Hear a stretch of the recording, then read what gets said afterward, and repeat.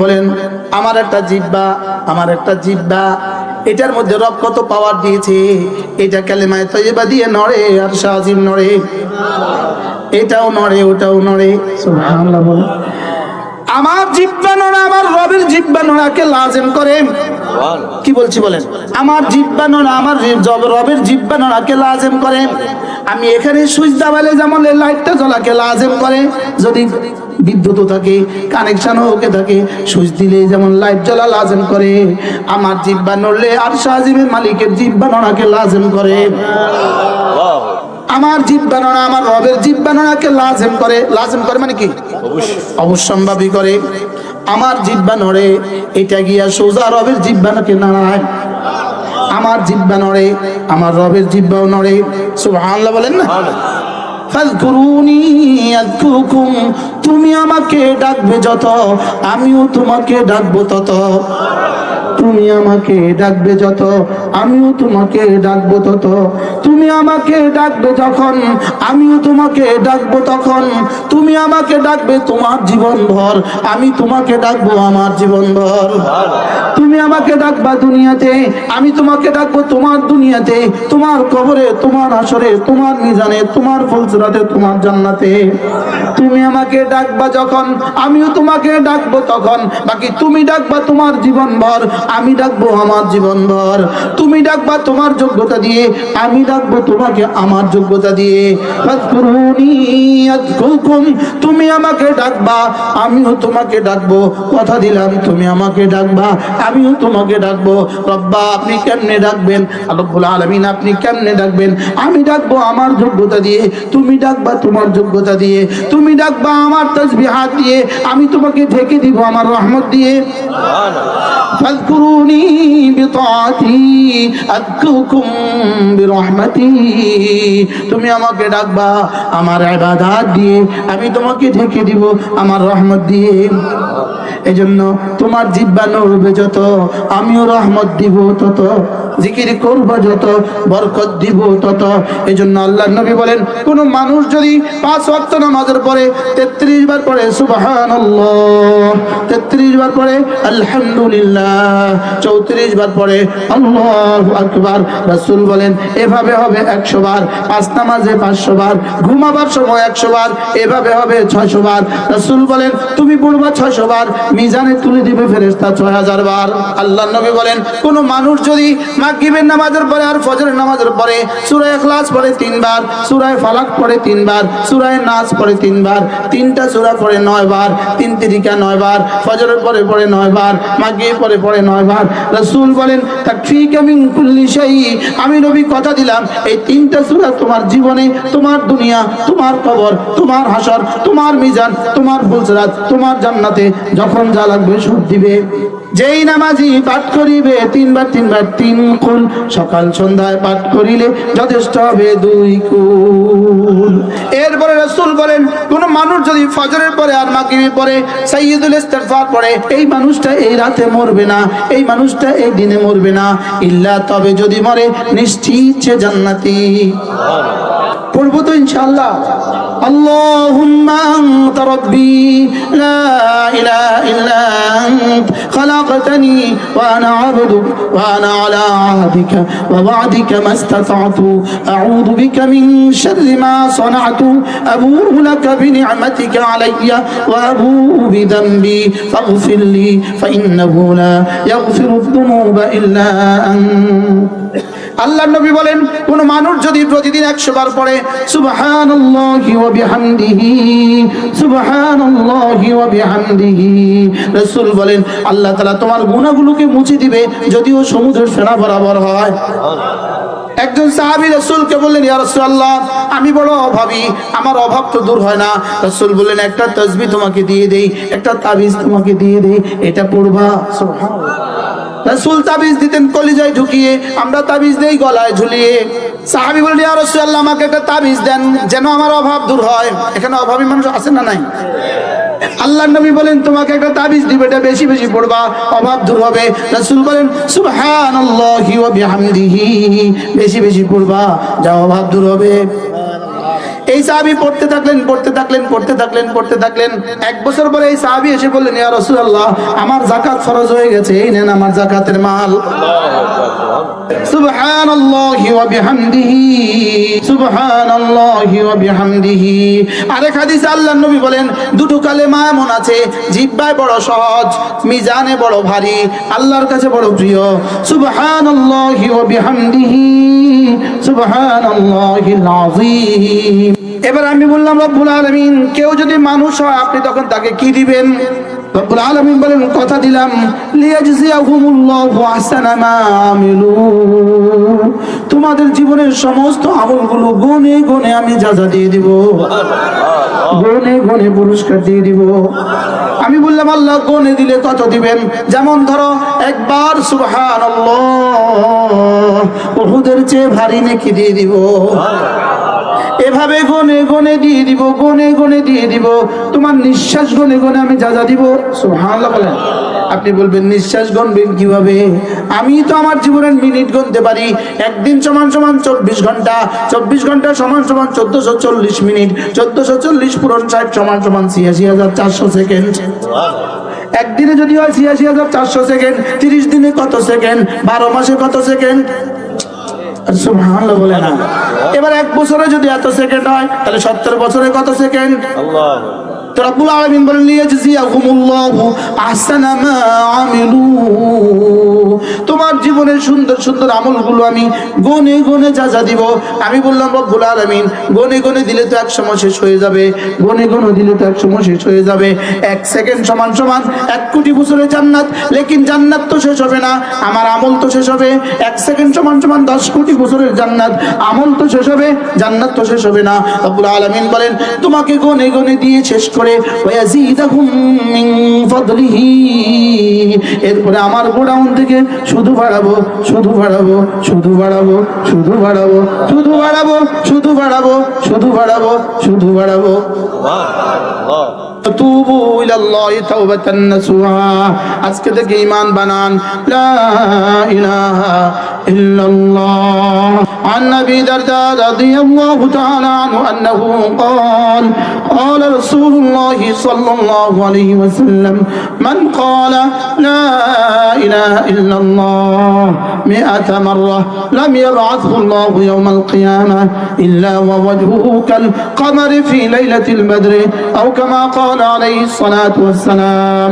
আল্লাহ নবী ইরশাদ করেন, ও আমার উম্মতরা শুনো, তোমাদের মধ্যে কেউ যদি প্রতিদিন 100 বার কালিমা তয়্যিবা পড়ো, আমি নবী কথা দিলাম, আল্লাহ তাআলা তাকে হাসরের ময়দানে তুলবেন না, অবশ্যই তুলবেন, তার চেহারা হবে পূর্ণিমার চাঁদের মতো। রব যাদের কলিজায় ঈমান দিয়েছেন তারা নিশ্চিত 10 দুনিয়া বরাবর জান্নাতের অধিকারী। রব্বে কারীম আমাদেরকে শুধু ঈমান দিয়েছেন জান্নাত দেওয়ার জন্য। বলেন, আমাদেরকে ঈমান কেন দিয়েছেন? বলেন, জান্নাত দেওয়ার জন্য। যাদের কলিজায় ঈমান নাই নিশ্চিত তারা জাহান্নামী। যারা ঈমান ছাড়া যাবে নিশ্চিত জাহান্নামী, আর যারা ঈমান নিয়ে কবরে যাবে নিশ্চিত জান্নাত। সামনে দুটো অপশন আছে, আর কোনো অপশন নাই, হয় জান্নাত না জাহান্নাম। বলেন, হয় জান্নাত। রব্বে কারীম মায়ের পেটে দেন কেন? মায়ের পেটে দেন কেন? মায়ের পেটে দেন দুনিয়া আসার জন্য। আর দুনিয়াতে দিয়েছেন কেন? দুনিয়াতে দিয়েছেন জান্নাত দেওয়ার জন্য। মায়ের পেট ছাড়া দুনিয়া আসার কোনো রাস্তা নাই, দুনিয়ার পেট ছাড়া জান্নাতে যাওয়ার কোনো রাস্তা নেই। যে বাচ্চা মায়ের পেটে আসলো না সে দুনিয়ার চোখ দেখবে না, যে দুনিয়াতে আসলো না সে জান্নাতের চোখ দেখবে না। যে বাচ্চা মায়ের পেটে আসলো তাকে যেমন দুনিয়া আসতেই হয়, যে বাচ্চা দুনিয়ার পেটে আসবে সে বাচ্চা তাকে কবরে যেতেই হবে। এবার আর জি ঠিক বলেন না, বলেন মায়ের পেটে বাচ্চা দুনিয়াতে আসতেই হবে, না থেকে যাবে? যদি ইচ্ছা আসে তো ভালো, ইচ্ছা না আসলে কাইটা নিয়ে আসবে। যদি ইচ্ছাকৃত না আসে তাহলে পেট কাইটা নিয়ে চলে আসবে। জিন্দা না আসতে চায় তো মুর্দা নিয়ে আসবে। লেকিন আসা নিশ্চিত, মায়ের পেট থেকে দুনিয়ার পেটে আসা নিশ্চিত, দুনিয়ার পেট থেকে কবরে যাওয়া নিশ্চিত। দুনিয়ার ব্যাপারে রব্বে কারীমের 3টা সিদ্ধান্ত আছে। দুনিয়ার ব্যাপারে রব্বুল আলামিনের তিনটা সিদ্ধান্ত। দুনিয়া থাকা যায় না, দুনিয়া রাখা যায় না, দুনিয়াতে থাকা যায় না, দুনিয়া সাথে নেওয়া যায় না। বলেন দুনিয়ার ব্যাপারে কয়টা সিদ্ধান্ত বলেন? এক নাম্বার, দুনিয়াতে থাকা যায় না। বলেন দুনিয়ার সব মাল রাখা যায় না, দুনিয়া সাথে নেওয়া যায় না। মুখস্থ করেন। এক নাম্বার, দুনিয়া রাখা যায় না। বলেন আপনার বিগত জীবনের সব মাল যদি আপনি রাখতেন তো কি অবস্থা হইতো? মালের চাপে আপনি মরে যেতেন। তাহলে দুনিয়া কি করা যায় না, সব মাল রাখা যায় না। দুই নাম্বার, দুনিয়াতে থাকা যাবে না। তিন নাম্বার, দুনিয়া সাথে নেওয়া যাবে না। আর জান্নাতের ব্যাপারে রব্বে কারিমের চারটা সিদ্ধান্ত। এক নাম্বার, জান্নাতে ঢুকবা তো আর জীবনে কখনো বের হবে না। দুই নাম্বার, হায়াত দিব তো আর কখনো মরবে না। তিন নাম্বার, যৌবন দিব তো আর কখনো শেষ হবে না। চার নাম্বার, সুখ দিব তো আর কখনো অসুখ হবে না। কি হয়? এদিকে দুনিয়া, এদিকে জান্নাত, এদিকে দুনিয়া, এদিকে আখিরাত। এটা ক্ষণস্থায়ী, ওটা চিরস্থায়ী। এটা মাটির, ওটা স্বর্ণের। কি হয়? এটা ভঙ্গুর, ওটা চির অটুট। ওটা চির অটুট। এখানের বাড়িতে রং লাগান তো একটু পরে আবার শ্যাওলা ধরে। এই টাইলস লাগান তো একটু পরে ভেঙে যায়। এখানে রং করেন তো একটু পরে আবার কি হয়? আবার ময়লা হয়। এখানে জামা আজকে ধুইলেন তো কালকে ময়লা হয়ে গেল, ওখানে আর কখনো ময়লা হবে না। কি হয়? ওখানে আর কখনো কি হবে না, ময়লা। এরকম এক জীবনের প্রস্তুতির জন্যই রব্বে কারীম আমাদেরকে দুনিয়াতে 60-70 বছর দিয়েছেন। মজার বিষয় হলো 60 বছরের প্রস্তুতি দিয়ে 60,000 বছর খাবো কিভাবে? 60 বছরের প্রস্তুতি দিয়ে 60 লক্ষ বছর চলবো কিভাবে? 60 বছরের প্রস্তুতি দিয়ে 60,000 কোটি বছর চলবো কিভাবে? এর জবাব রব্বে কারীম বলেন, তোমার ঈমান দিয়ে জান্নাতে ঢুকবা, আমাল দিয়ে জান্নাতের নাজ ও নিয়ামত পাবা, আর আমার ভালোবাসা দিয়ে চিরস্থায়ী জান্নাত পাবা। কি হয়? ঈমান দিয়ে ঢুকবো। বলেন ঈমান দিয়ে কি করব? ঈমান দিয়ে ঢুকবো। আমাল দিয়ে জান্নাত সাজবে, আমাল দিয়ে জান্নাত কি হবে? সাজবে। আর এই মহাব্বত দিয়ে, আল্লাহ তাআলার ভালোবাসা দিয়ে জান্নাত চিরস্থায়ী হবে। চিরস্থায়ী হবে কি দিয়ে? আল্লাহ তাআলার ভালোবাসা দিয়ে। আল্লাহ তাআলার ভালোবাসা দিয়ে জান্নাত চিরস্থায়ী হবে। আমরা, আমাদের দাদি বুড়ো হয়ে গেছে, কিছুই পারে না, লেকিন আমরা তো তাকে ঘর থেকে বের করি না। মুসলমান তার দাদিকে বের করে না, বুড়ো স্ত্রীকে বের করে না, লেকিন ইহুদিরা বের করে দেয়, নাসারারা বের করে দেয়, বুড়ো হলে বের করে দেয়। ওরা বের করে দেয় কেন? ভালোবাসা নাই, এই জন্য বের করে দেয়। আমরা ঘরে রাখি কেন? ভালোবাসা আছে এই জন্য রাখি। এই জন্য রব আমাদেরকে জান্নাতি দিয়ে বের করবেন না কেন? ভালোবাসেন এই জন্য। কি বলেন? ভালোবাসেন এই জন্য।